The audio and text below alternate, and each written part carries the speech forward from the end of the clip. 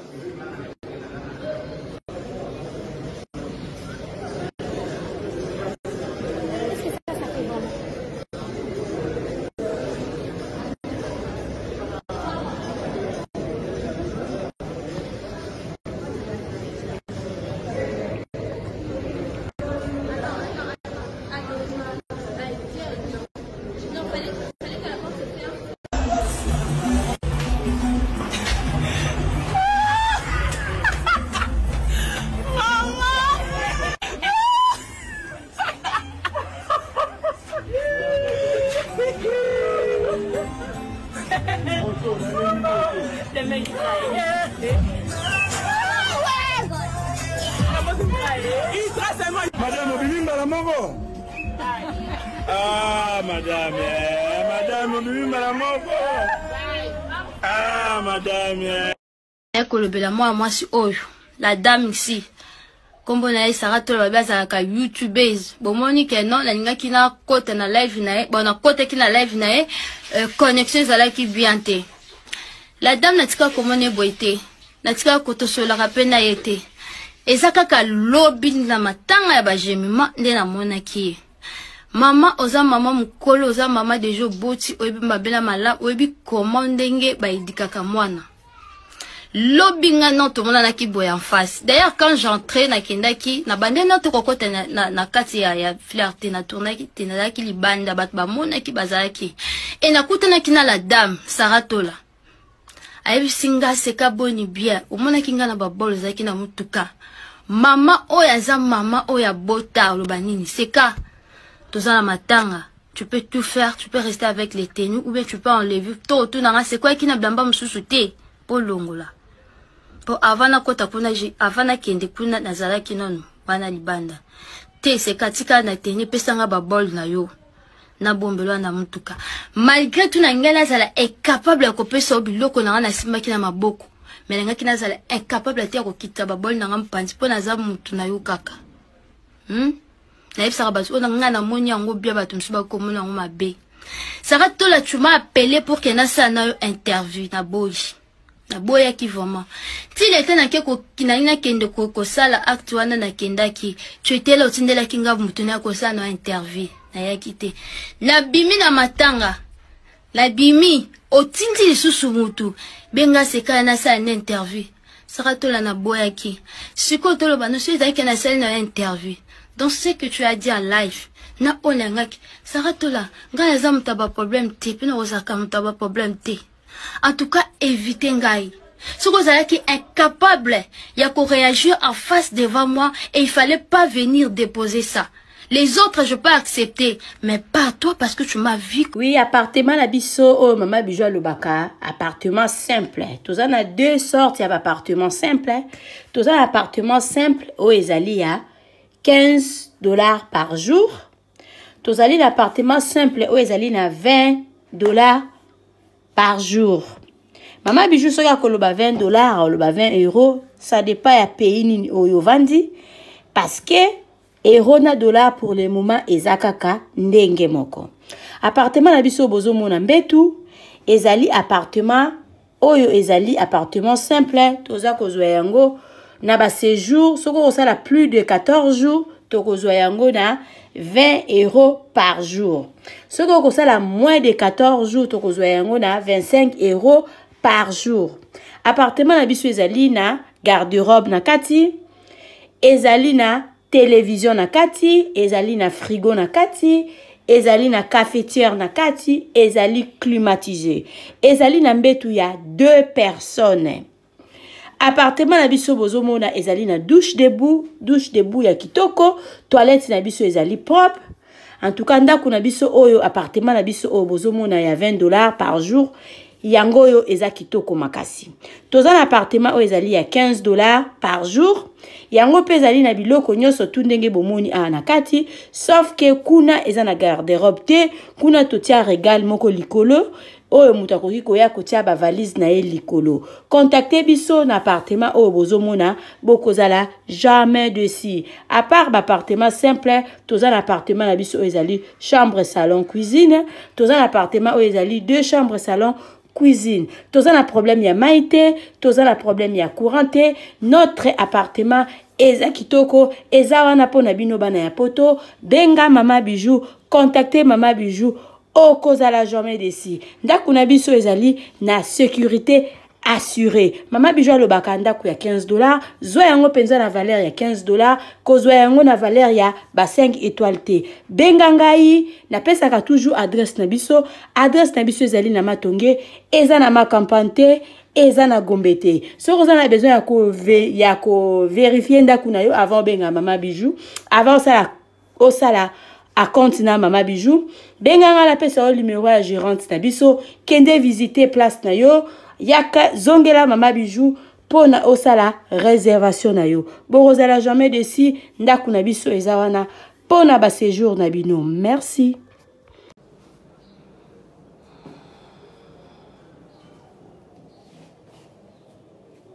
Appartement de chambre, salon, cuisine. Ça c'est la chambre.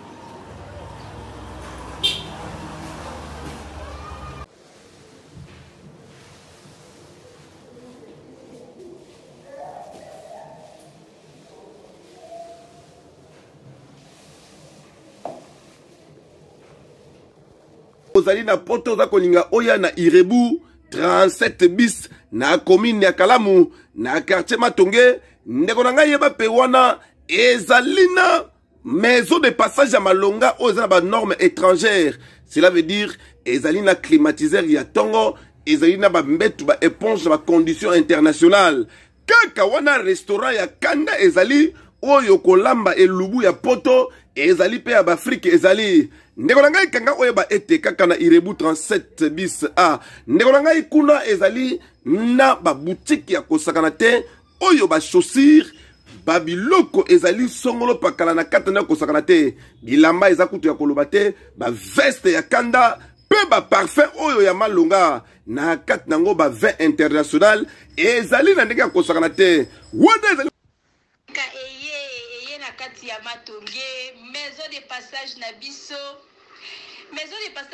ya goyo maison de passage na biso eza na ba climatiseur ezali climatisé maison de passage na biso eza na matonge na Irebu A37 maison de passage na biso toza na ba appartement oyo ezali ya 2 chambres salon cuisine tous les 2 chambres wana eza na ba toilettes na kati maison de passage na biso tozali na appartement oyo ezali kaka salon salle de bain chambre na cuisine tozali lisusu na appartement na biso oyo ezali appartement ya pamba lokola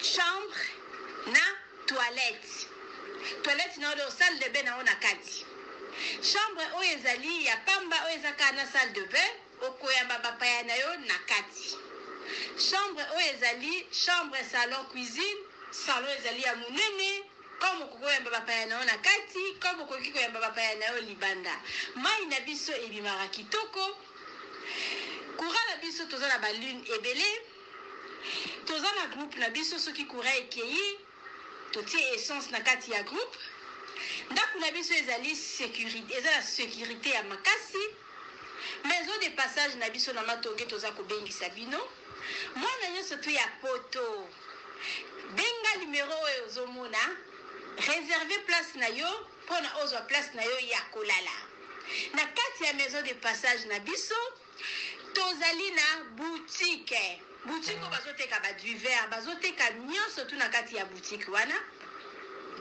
tozali lisusu na nini voiture oyo totie na disposition na bino bato bozoya na katikati ya maison de passage na biso oyo tobengi yango Bidor.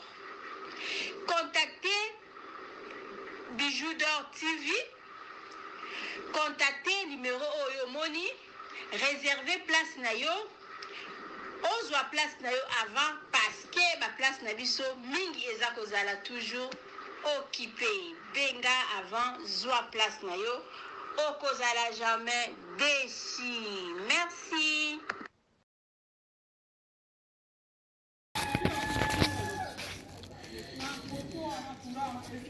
Salut, j'espère que vous allez bien. En fait, c'est plus pour les diasporas.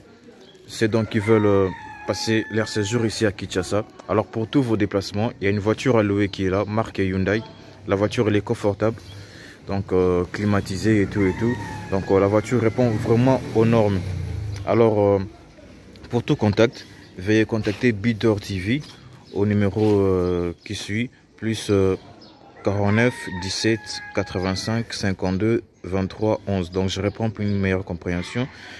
Plus 49 17 85 52 23 11. Donc la voiture elle est là, marque Hyundai. Donc voilà. Donc ici nous sommes à Kinshasa. Donc pour tous les diasporas, pendant tous vos séjours à Kinshasa, voilà la voiture elle est là pour vos déplacements et tout. Donc partout où vous voulez y aller, la voiture elle est là. Donc vraiment, veuillez contacter Bidor TV et vous ne serez pas déçus. Merci et bye.